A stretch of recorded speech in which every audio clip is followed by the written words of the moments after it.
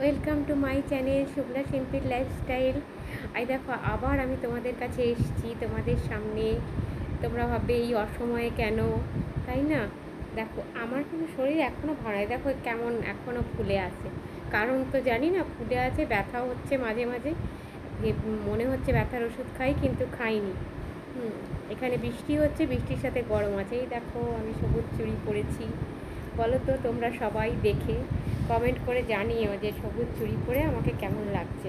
হ্যাঁ, হঠাৎ ইচ্ছা হলো যে আমিও সবুজ চুড়ি পরবো, কারোর শুভ কামনার্থে, কারোর দীর্ঘায়ুর কামনার্থে, কারোর ভালো কামনার্থে। হ্যাঁ, সে আছে আমার স্পেশাল একজন মানুষ, আমার মনের মানুষ।